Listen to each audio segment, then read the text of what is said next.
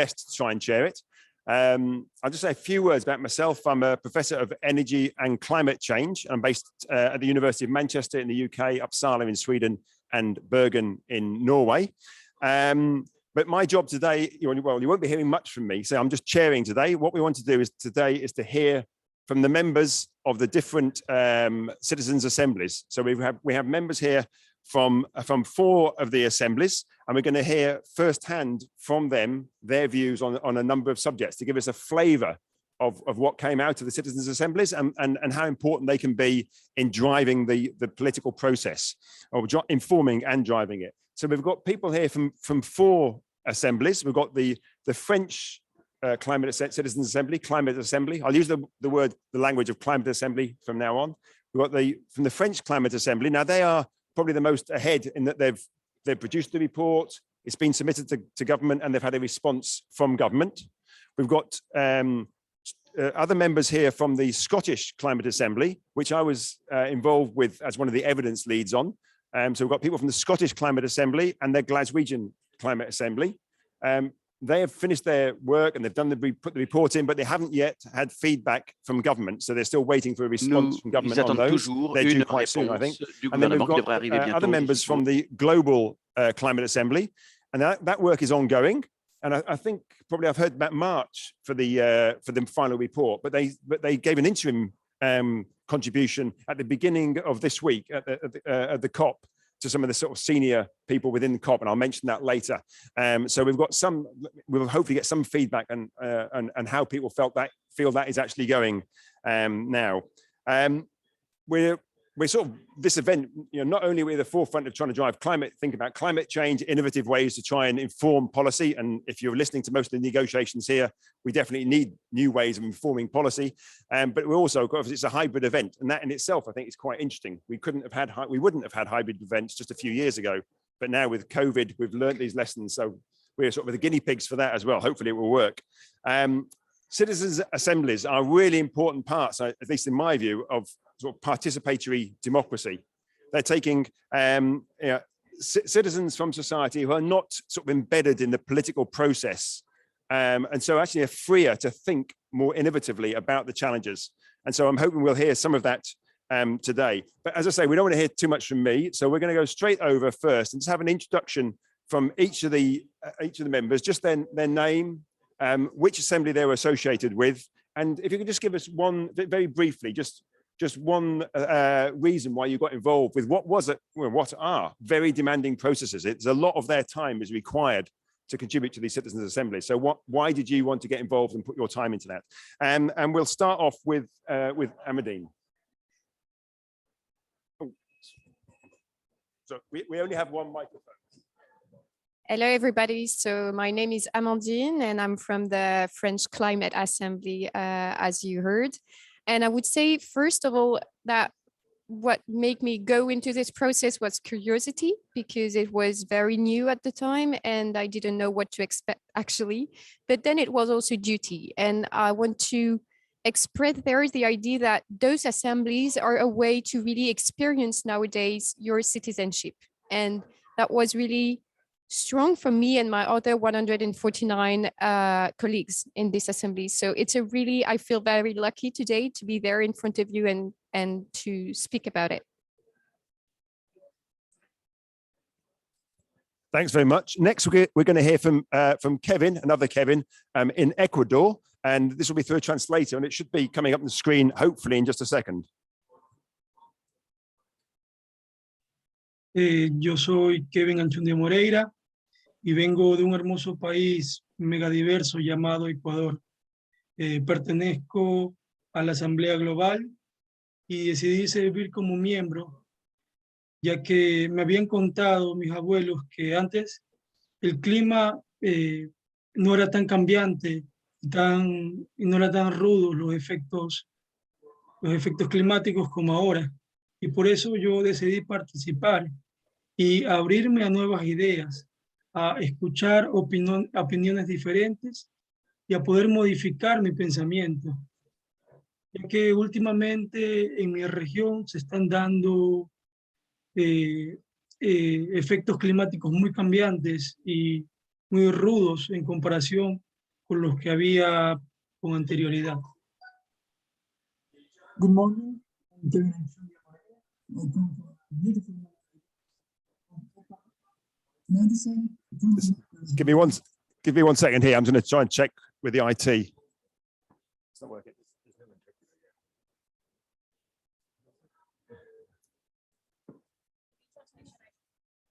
You can translate? Yeah. Okay. We've got an impromptu translation here because apparently the translator hasn't arrived. Okay, so I'm trying to recall everything, but Kevin comes from a very diverse and very nice country called Ecuador. He was explaining that when he was talking to his parents and to all the people in his family, he felt that there was truly an impact on the climate change that he could see in his own diversity in his country. Therefore, he said that it will be an amazing experience to share perspectives from different beings and backgrounds. He was part of the Global Assembly, which involved many countries, and he's very proud to represent Latin America in general. And I think that's amazing. That's much appreciated. Thanks for that. I'm now going to pass over to Shona. Aye, that's a hard act to follow. I'm Shona from Scotland's Climate Assembly. I've always had a fascination for the environment, and it actually influenced my choice of study after school. I try to minimize my impact on the environment, and I always have done. So I really wanted to take the opportunity to play a bigger part by becoming a part of Scotland's Climate Assembly. Thanks very much. We're now going to go over to online again, hopefully successful this time, to Tristan, who should be through France. Yes. I'm Tristan from the French Assembly for Climate, and I accept to participate because it's concern of all of us. Sorry. And we are the cause of this change to the planet, and we must be the solution too. Thank you. Okay, thanks so much, Tristan. So the next person is Nadine. Oh. Hi, I'm Nadine. I'm part of the Scottish Climate Assembly, and I got involved mainly because I realised it was a once in a lifetime opportunity. I wasn't sure what it would all entail, but I know climate change was becoming increasingly important, and I felt like it was a great chance for me to learn more about it and to get involved in what I can do about it. Thanks again. And now Francesca. Thank you so much. Hi, my name is Francesca Munoz. I am an international student here at University of Glasgow, and I was part of the Glasgow's Citizens Assembly. The main reason I decided to take part in is because I really truly believe that every single one of us inside of a community, no matter what position we are and what social status we have, we take a role in climate change. And therefore, if we have an opportunity like this, like being part of an assembly and being able to express our perspectives and contribute to something better for us and for the future, then I think we should take on it. So for me, it was really a matter of just doing it because I knew it was something that could contribute to something better. Thanks so much. And now we go to Mary online, hopefully. Hello, everyone. Can you hear me? We can, yes. Yeah, I'm Mary Nasr from Syria. I'm a member of the Global Assembly, and I'm so happy and lucky to be a part of this organization because the Global Assembly's mission is to give everyone on Earth a seat at the global governance table. It's made up of people across the world representing all the diversity of humanity. There are hundreds of different views trying to make themselves heard. I'm sure we will make a difference. Thank you. Thanks very much, Mary. And finally, but not least. Hi there. My name is Stevie Anderson. I'm part of the Glasgow Climate Assembly. When I first got the invite to join the Assembly, I was wondering how a small group of select Glasgow citizens could influence policy, or just to get an insight into what the major problems were and how to resolve them. It's a really complicated situation, so I was curious about how I could input into it and how I could join other people to try and resolve or discuss and resolve some of the issues. That's great. I think that's everyone. Yep. I found that quite humbling because we're hearing about duty and responsibility, which is not something we hear all the time from our policymakers.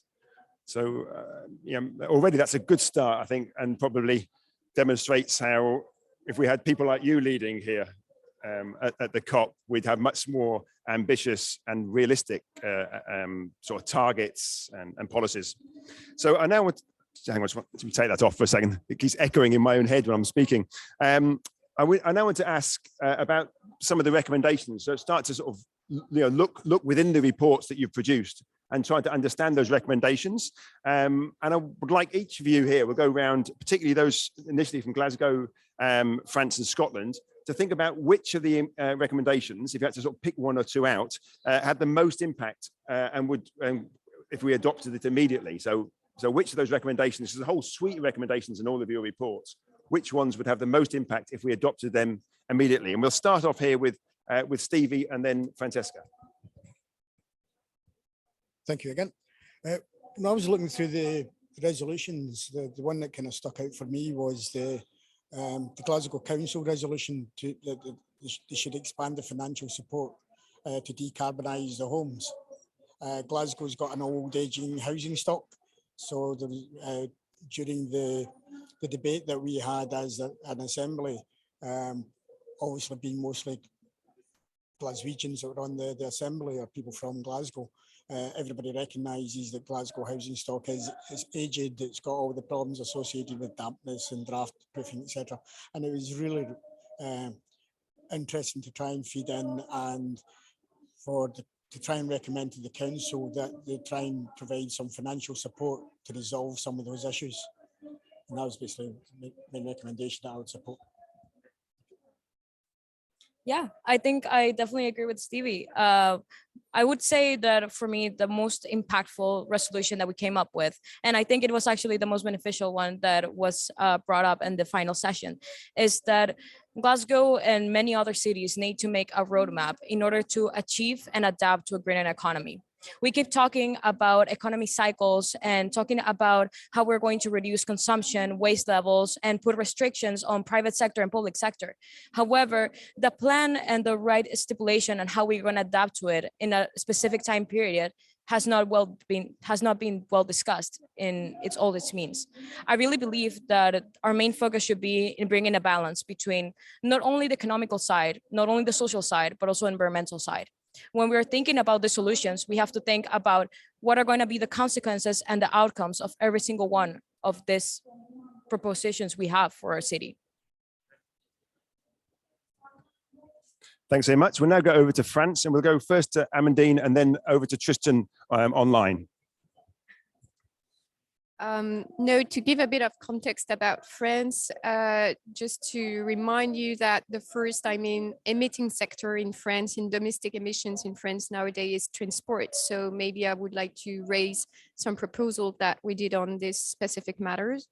For transport, we wanted to really develop rail networks, but I mean rail networks for people and also for goods, because for people, we have, like, maybe you heard about that, there was a proposal like to stop airplane traffic when you have an alternative in train about less than 4 hours. This was quite one of the striking proposal, and the French government took it in the current law, in the current bill, Climate and Resilience, but passed it not to 4 hours, but to 2 hours and a half. So they stopped the airplane, airplane in domestic travels on that when you have a train alternative. And when I was talking about goods also, it was really important for the French Assembly to have massive investment in France to get back on more rail freight, because you got a lot of lines and train that were stopped in France those past few years, and so it was really important to have this massive alternative to aviation. So yes, and in France, just to say, it's 31% of the domestic emissions, and in Europe it's about 25 or 26% also. So just to give you an idea of how would be impactful if we could really implement that fast. Thank you. That demonstrates, all three of those quite quickly, how the citizens' assemblies, these people come from being members of the general public to becoming experts in as little as 6 months.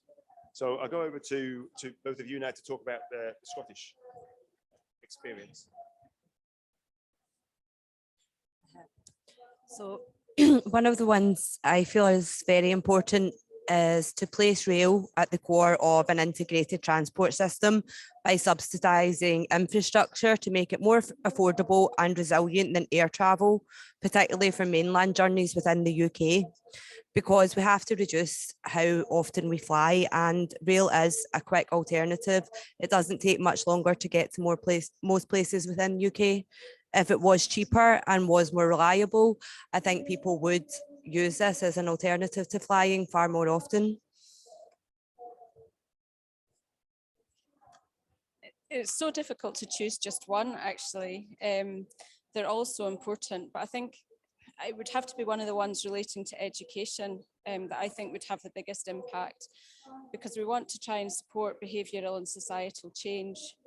I really think that we need to increase and speed up the awareness to make sure everyone understands the climate impact of the actions and the choices that they make.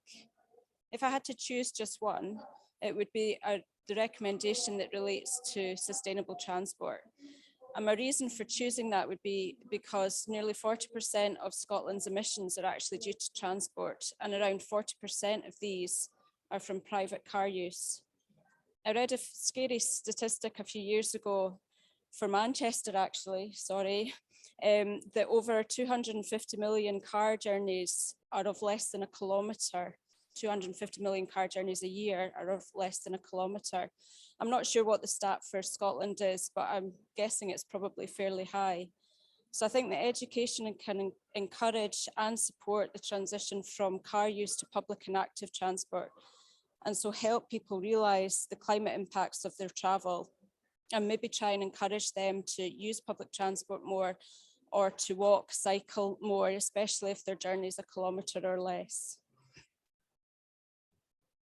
Thanks very much. So we've heard then really about transport, very key, housing, joined up thinking, and education. So they're the sort of key things that I've got from those, and perhaps education for some of our policymakers here would be a good start. So we'll now go over to the global Citizens Assembly, and we'll first start with Mary and then go on to Tristan, and what they felt the key messages were from the declaration that they gave at the beginning of this week at the COP. So over to you, Mary. Yeah, I can say that the key message from our declaration is the sustainable future of planet Earth. So our declaration contains 5 points. I will discuss with you 3 of them, and my colleague Kevin will discuss the rest. So first point is the Paris Agreement as a humanities-based chance to avoid dangerous climate change, and its mechanism of implementation. Second point is equity and global justice. Developed countries should assist developing countries in building up autonomous capabilities for climate action. Third point is rights of nature. Ecocide as a crime. We acknowledge that nature has value and rights. Ecocide has to be codified as a crime in international and national laws, and be applicable to governments and corporations. It has to be firmly enforced alongside existing environmental protection laws.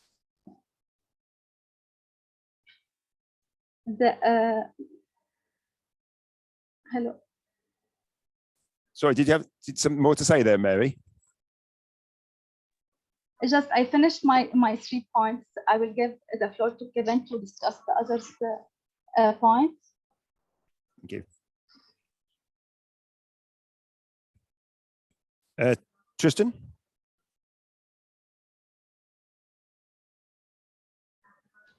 Yes, oui.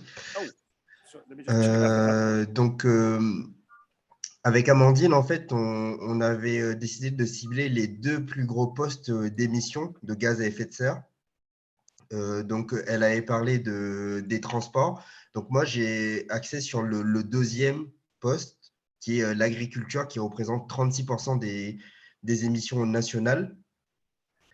Et donc voilà, j'ai parlé des mesures qui étaient axées sur l'agroécologie, donc c'est-à-dire une écologie une agriculture plus responsable et plus durable.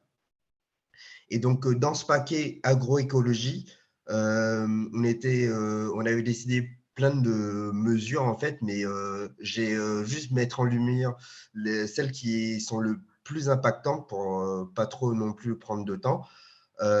Et donc, celle qui est la plus importante dans le paquet, c'était la fin des engrais azotés. Donc, les engrais azotés, c'est un fléau en fait qui pollue beaucoup l'agriculture depuis pas mal d'années.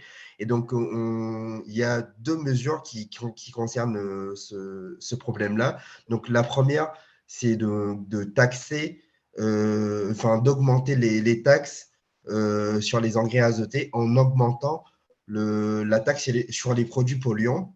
Et la 2e mesure, c'était une sortie progressive de ces engrais azotés. Donc, on avait décidé un calendrier de sortie progressive, avec un échéancier pour que d'ici 2040, on en ait fini avec ces engrais azotés. Et donc, voilà, le but, en fait, c'est de transformer l'agriculture. Donc, c'est un gros effort qu'on demande aux agriculteurs en France.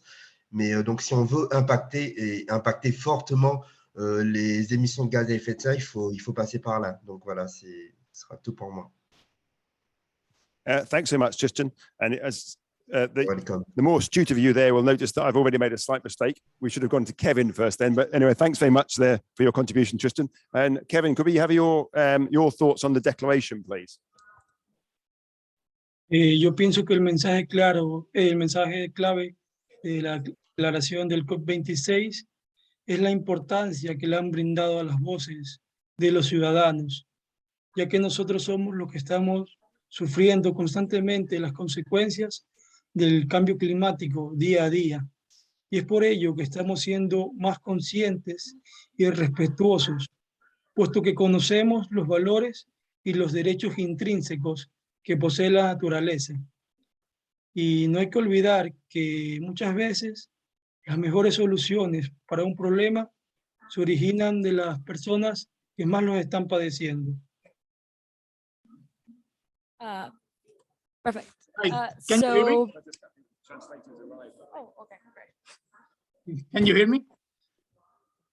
We can, yes.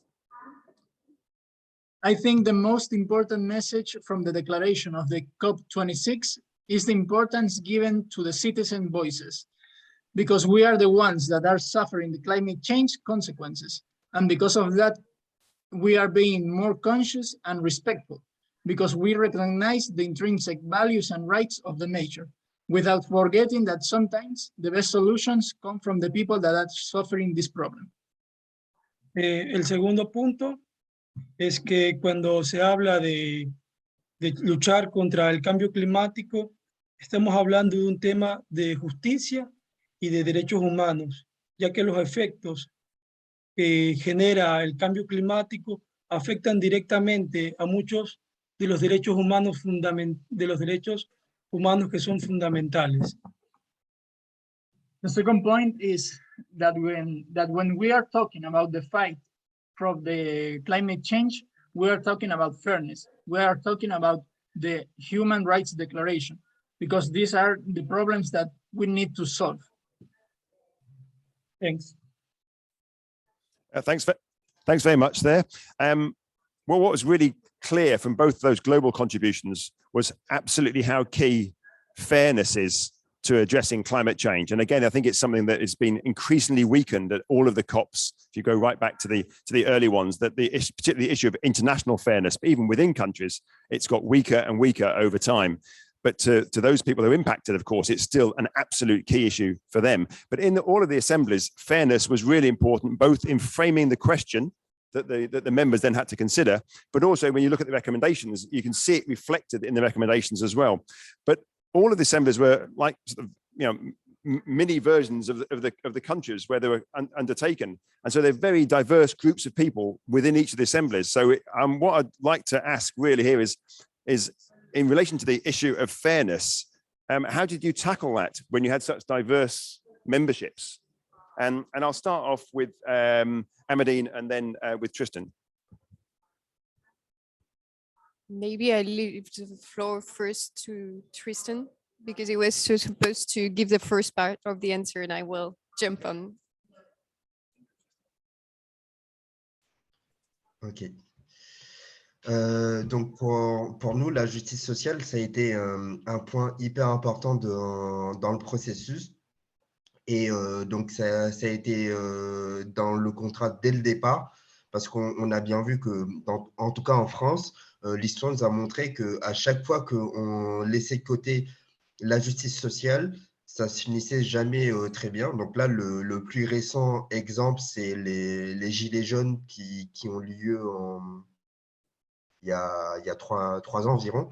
Et donc voilà, c'est pour ça que dès le départ de la Convention, on a voulu intégrer cette justice sociale dans le processus. Et donc, pour nous, la justice sociale, ça a été de ne laisser de côté personne, parce qu'on n'est pas tous égaux face au changement climatique et pas tout le monde a les mêmes moyens. Donc, voilà. Donc, la justice sociale, ça a été d'être sûr que tout le monde peut contribuer au changement, même s'il n'a pas forcément beaucoup de moyens. Et donc, voilà, ça a été notre filtre un peu sur lequel toutes nos propositions sont passées et qui font que, voilà, ils sont les plus justes et les mieux pour tout le monde. Voilà. So I will go on, and just to give you some examples and concrete examples of proposals that we really sought with the articulation of the impact and at the same time of the respect of this fairness and social justice. So there was a proposal that was really important for the French Assembly, which was the design of a new national food solidarity to enable low-income households to have access to sustainable food. Because, for example, you say it's really important that sustainable food is globalized. I mean, that everybody has access to it, because it's in the path of where we want to go and to be in this fair and resilient world tomorrow. But then you realize that it's not everybody's that access to this and that can afford it. So we have decided to have this supplementary tool, I mean, to help people that cannot afford it nowadays to be helped.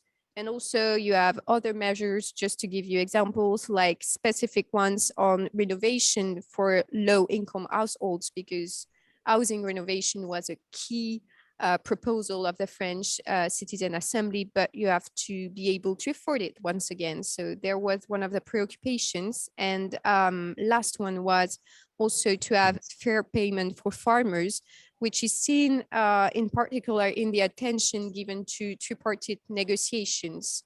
So Tristan was saying earlier, like farmers have to commit and to do a lot of efforts to get in the new agri-food system that we want to have, but they also need to be helped financially, I mean.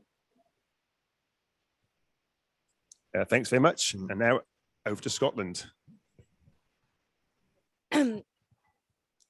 We also felt it was really important to make sure everybody's needs were included in our recommendations, and some of the examples of that were how we chose to recommend the frequent flyer tax on aviation, so that opportunities weren't taken away from people on lower incomes, and that we could still all have the standard of living that we already do. Other examples of that was how we recommended that people who are currently in carbon offending jobs are supported to retrain in more energy efficient careers. It was a major part of the recommendations. In fact, it was part of our main question to answer, was including fairness. For me, the diversity of the views of Climate Assembly members was actually one of the aspects I found most rewarding. Listening to the experiences and opinions of others was actually what helped shape my own opinions. It made me more aware of how important it is that to ensure that changes happen, they have to be fair and equitable to everyone. The diverse views also made it clear that for recommendations to be effective, the reasons for those recommendations need to be understood and accepted by as many people as possible. Thanks very much. And now we'll go over to Ecuador, please, with Kevin. Al principio abordar las cuestiones de equidad en relación con la acción climática para mí fue algo intimidante, porque como había una gran diversidad de miembros, la verdad es que yo sí estaba algo nervioso, pero ya después, con el pasar del tiempo y con la gran acogida por parte de los miembros y el gran apoyo que nos dio el facilitador, se volvió algo muy ameno y sumamente interesante. El opinar y el escuchar los diferentes puntos de vista que hay sobre el cambio climático y las acciones que se deberían hacer para frenarlo. At the beginning, the approach to relation to climate change was pretty intimidating. I was real nervous because of the diversity of the members of the group, but with the pass of time, the good relationship with the rest of the members and the facilitator support, it became something beautiful and interesting to comment and listen to the actions that must be taken to stop the climate change. Para finalizar, me gustaría hacer un llamado a los líderes y a los tomadores de decisiones para que ellos se puedan dar cuenta que el cambio climático se da de formas muy distintas en las diferentes partes del mundo y suelen ser los grupos más vulnerables los que más se enfrentan a las mayores consecuencias de este. Y por ello me gustaría recalcar que la equidad es algo fundamental para la humanidad. Y es por ello que los líderes mundiales deberían hacer lo posible para que esta se cumpla y poder llevar a la humanidad por un mejor camino.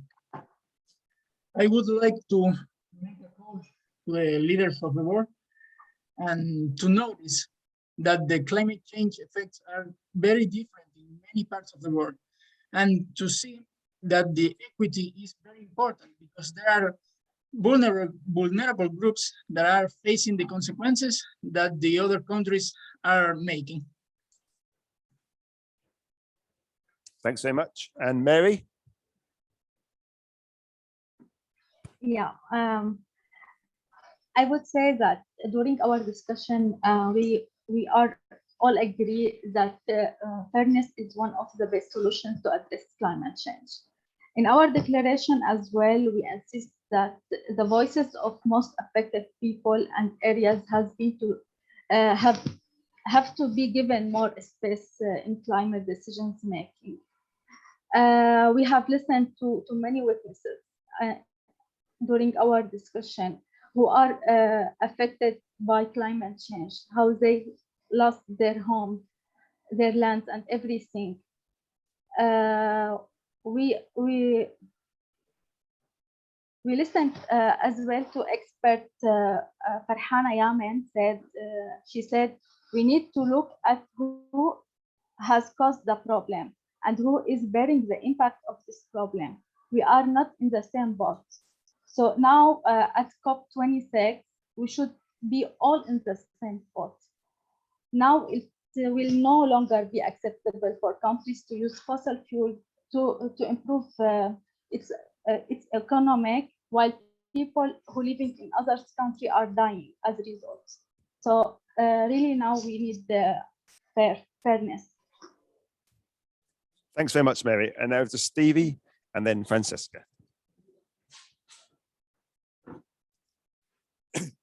Yeah, just picking up what Tristan was saying, I think very quickly on the Glasgow Assembly, we very quickly picked up on that idea of no one gets left behind.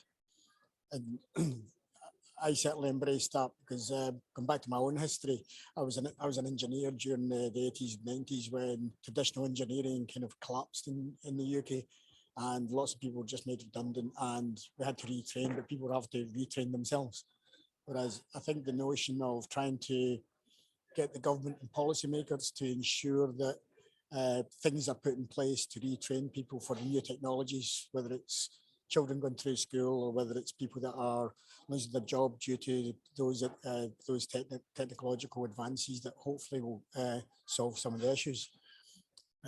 So the notion of no one gets left behind, and the idea that everybody takes part and everybody takes responsibility for contributing to solving all the issues that the serious issues that we do have nowadays. So.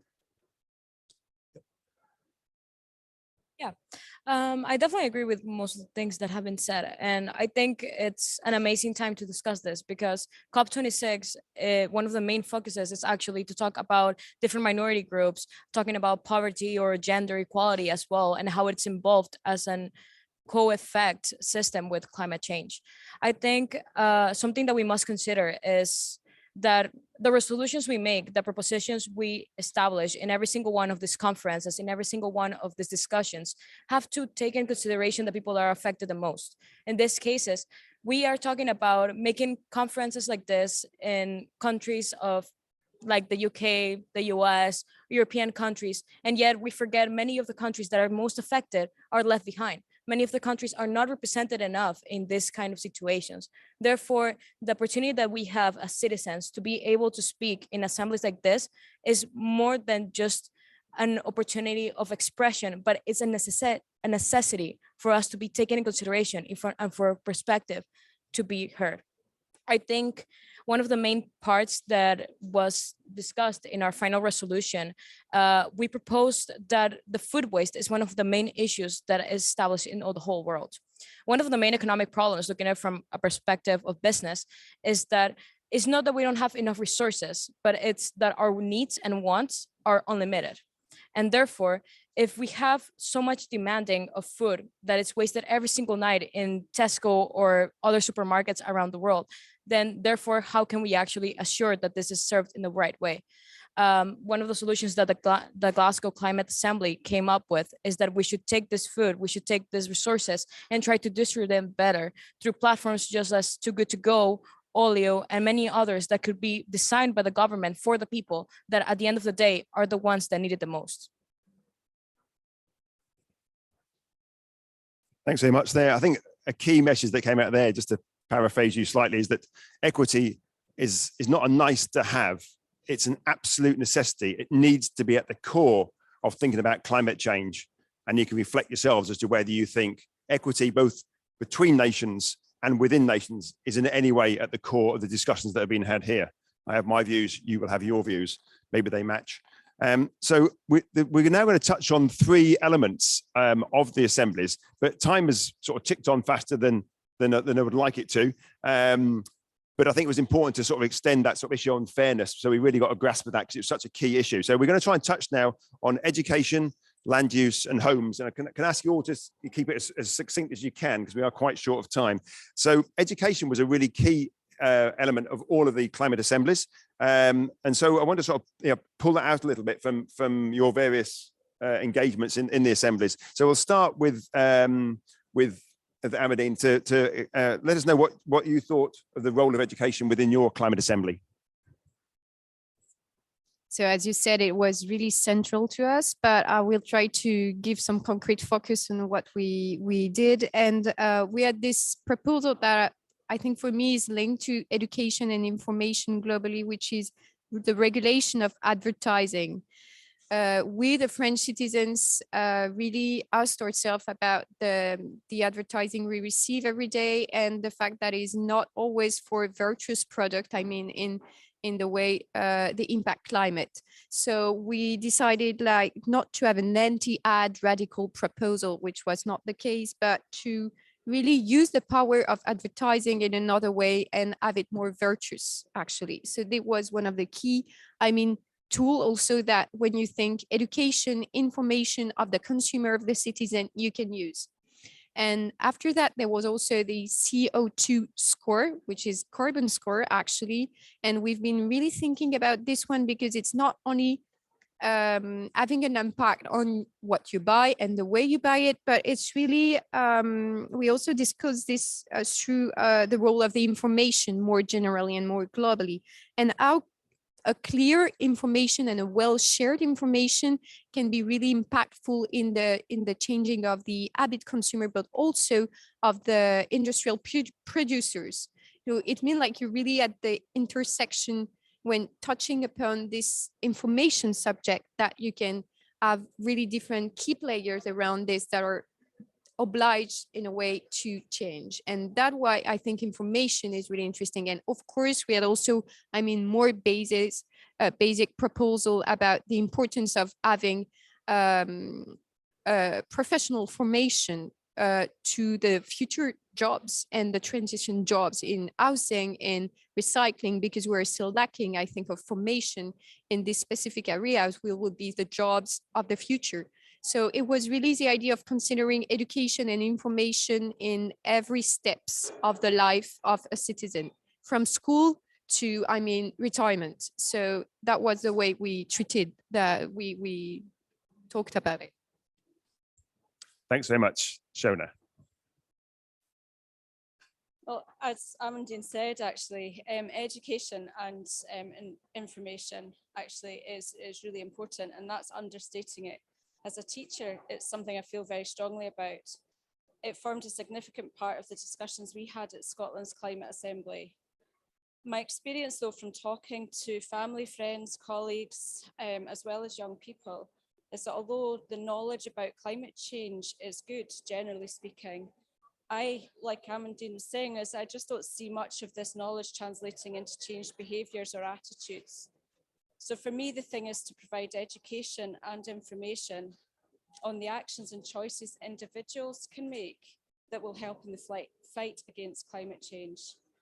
How Bad Are Bananas? The book How Bad Are Bananas is a fantastic start point to get an idea of the carbon footprint of things that we buy and things that we do. But that information really needs to be more readily available. And I'll give you an example. Buying seasonally, buying local produced produce, go to the supermarkets to buy tomatoes. So I avoided the ones that were flown in from Morocco because I know that they've got a high carbon footprint. So the British grown ones, what's their carbon footprint? Have they actually been grown in a heated greenhouse? So we don't actually have that information. We can't actually make informed choices about the things that we're doing. And that's where I see education and information having a massive impact. Thanks very much for that. We're very tight on time, so I hope the others don't mind. I'm going to skip over to the next issue, which is about land use and diet. Again, key issues when it comes to climate change. I'd like to go to Francesca first and talk a little bit about how you embedded issues of land use and indeed diet in your discussions within Glasgow. Yeah, of course. So I think land use is one of the topics that are talked the least in this kind of discussions. And it's really a shame because historic wise, we can see that land use, as in community gardens, for example, has been seen historically. Just like, for example, in World War II, there were the Victory Gardens that helped when there was a scarcity of resources in the United States. And even nowadays in schools, like in Finland and other countries, they help doing community gardens for the children to learn this kind of skills. This not only has an effect on their diets, but also has a lot of benefits when it comes to the economy and comes with education, and in general to just bring a whole new perspective of how we can create a community that can be bonded together by something better, like it is environmental care. I think something that has to be considered is that this cannot be done completely alone. We always talk about the involvement of the government and the involvement of major organizations. However, we need to consider that as individuals, as citizens, we need to take our part in, and building these community gardens and building other systems that can bring us together to create something better. It's something that is a necessity for many of us. Thanks so much. And now over to Nadine. I have a very short word because I completely agree with what you say and the idea of having different key players and way of changing things. And the citizen is one of them, actually. In France, we had like this reflection, not really on gardens and all that, but more on short local supply chains, which is closed, and low environment costs. But also we had this very macro reflection on how the agri-food system should transit in France and what agroecology should be in France by 2040. So we had this proposal of ensuring 50% of farms committed to agroecology by 2040. And this is also linked to a very strong reflection we had about the common agricultural policy of the European Union, because as you might know, it used to be something very important for the UK, but it's still something very important that is structuring the whole policy of agriculture in France. And it's really, so it's a macro reflection from the very like closed garden and community and thing that you can do by your own to the really massive scale decision that will impact the ecology and agroecology we want for tomorrow. So that was the reflection. Thanks very much for that. We are very tight on time, but I don't want to just ignore the homes and particularly the adapting to climate change, the Cinderella issue always on climate change. So I just want to touch this as quickly as you could, please, Nadine, and then we'll go over to Tristan. So the main things we wanted to consider in reference to homes was how we design and build buildings in the future, that they be fit for recycling and reuse, that there be money set aside to help all homeowners and councils retrofit homes by 2030. And we just want in all sorts of planning for retrofitting and for new builds to be considered climate and the effect that the climate could have on these, such as sufficient drainage and being built high enough up to stop flooding, etc. Well, thanks so much, and thanks for being so brief there.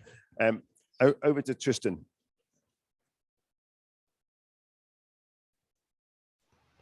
Ouais. Donc, la mesure la plus importante du groupe logement de la Convention, c'était la rénovation. Et donc, dès le début, on a vu qu'il était important aussi de faire des rénovations globales et non partielles, parce qu'on avait rapidement compris en fait que ça ne servait à rien de rénover juste partiellement. Donc, le but, c'était de rénover globalement. Et donc, allié à ça, on avait un système de prêt. Et tu remboursais le prêt sur les économies d'énergie en fait que tu faisais après la rénovation. Donc, on avait construit tout un système en fait qui faisait que les particuliers, enfin tout le monde avait accès à une rénovation plus facilement. Et donc voilà, c'était un des éléments clés. Je ne peux pas être plus rapide. Thanks so much, Tristan. So we've had a sort of a good set of examples of all of the policy sort of landscape that was considered across the different assemblies. But what I want to try and do now is try and pull out what concrete political impacts either you've witnessed so far or that you think will actually come out of the reports you've actually produced. And I recommend people here to actually go and look at the reports. I mean, they're really worthwhile documents. So we'll start with the French Citizens Assembly, because they've already had feedback from government on that. So we'll first go to Tristan and then to Amandine. So Tristan again, please. Ouais. Donc, le retour qu'on a eu sur le gouvernement, donc il était, enfin, c'était assez mitigé. Sur certaines mesures, on était très content parce que ça a été appliqué très rapidement. On a on n'a pas eu trop à attendre. Donc, certaines mesures ont été refusées et donc, voilà, d'autres ont été votées au Parlement. Donc, là-dessus, je répondrai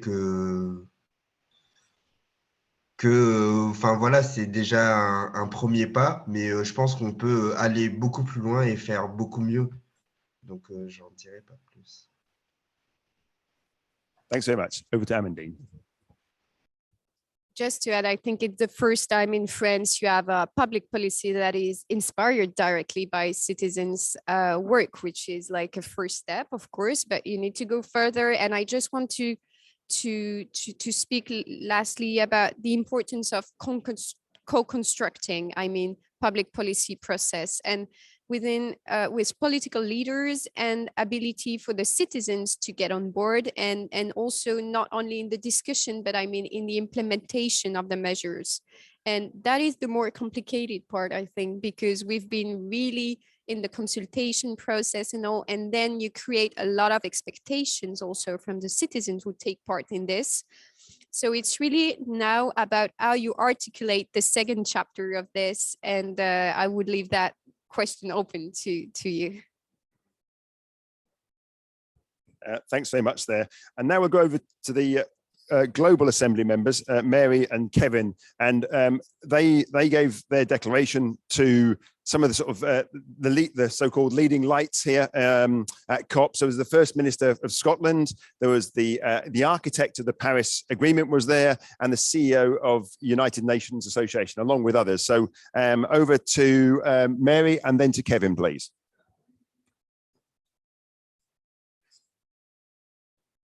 Yeah, I do appreciate what they said about our declaration, and I think it's so great to see the leaders showing their support for Global Assembly's declaration, which focuses on justice, equity, and fairness. Hearing these leaders encourage us to raise our voices and not to lose hope, make us more responsible to go forward and do all the best in our mission. So all agree that the Global Assembly is an effective way to empower people and educate them to be an important part of negotiation on climate change. Thank you. Thanks, Mary. And Kev? Me pareció a mí muy importante que se hayan podido dar unas recomendaciones a nuestras propuestas, ya que esto me hace dar cuenta que así como nosotros los ciudadanos nos estamos tomando en serio el cambio climático, también lo están haciendo los líderes, ya que ellos han estado muy pendientes y nos han corregido de la manera adecuada. I think it was very important that they could give some recommendations to our proposals, because that makes me realize that as well as the citizens that are taking serious this problem, the world leaders are aware to this change to be done.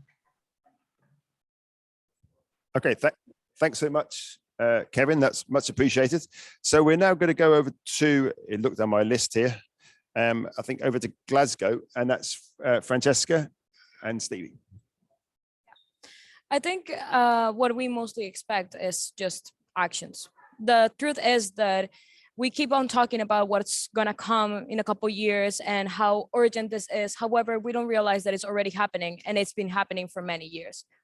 We only get into discussions and we have this fancy big ass events, but still there is no actions to be taken, and there is no consequences for those that just sit and watch. I truly believe that when it comes to talking about the future, it is not about only what are our hopes and the goals that we're never going to achieve, but about actually taking in consideration what the citizens are saying, what the people are actually discussing, taking that in account and making something about it. Because if we are going to be speaking about these topics for so many years and still we cannot see a real progress, then it is not worth taking at all.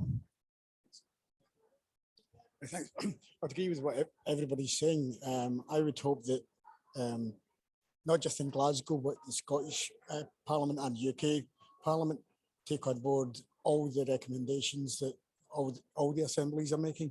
And if you look at the impact that the French one's having and the global assemblies are having, I think that feeds back because the UK government's already talking about reducing internal flights and forcing people to use trains more often rather than flights, which I think is great. And I'll just wrap up by saying I think I look forward to in the future when the Assembly's recommendations become conditions.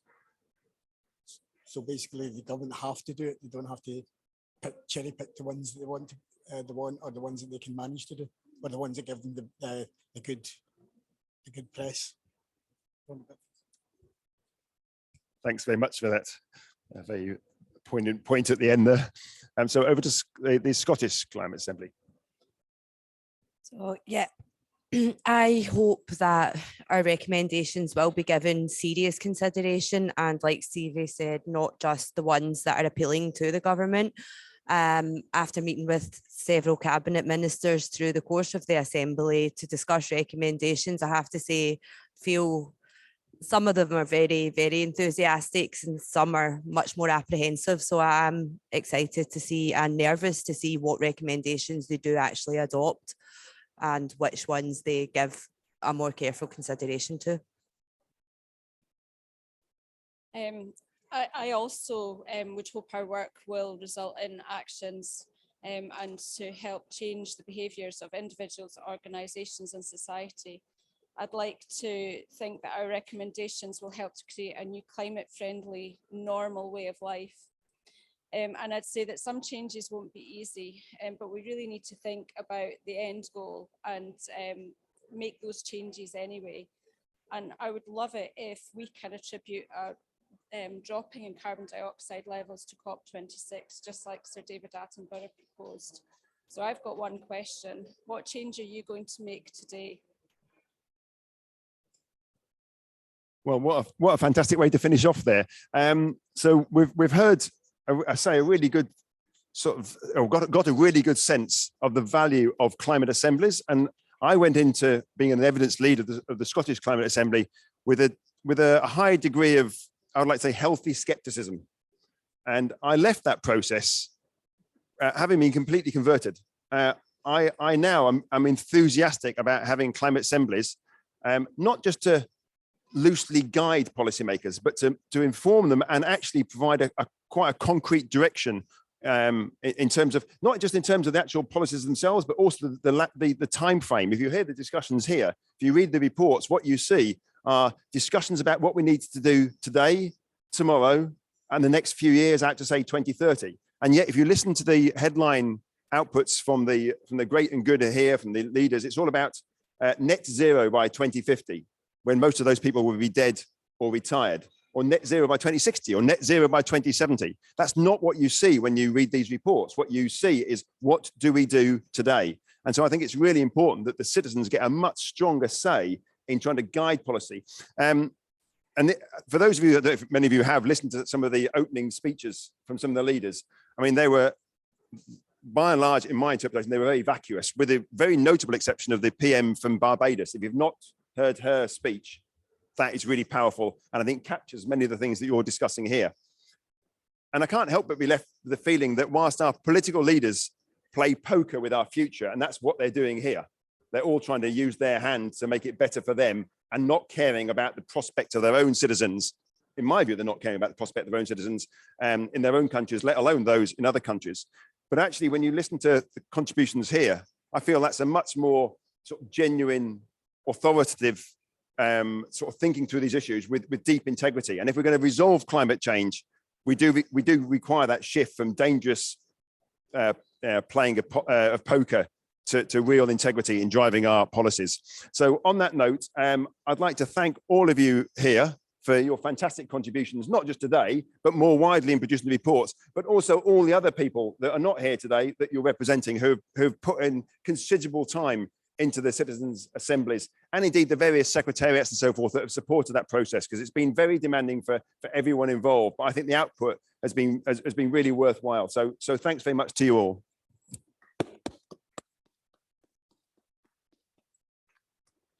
And we're on time. Amazing. First time in my life, that is. Thank you very much. Fantastic.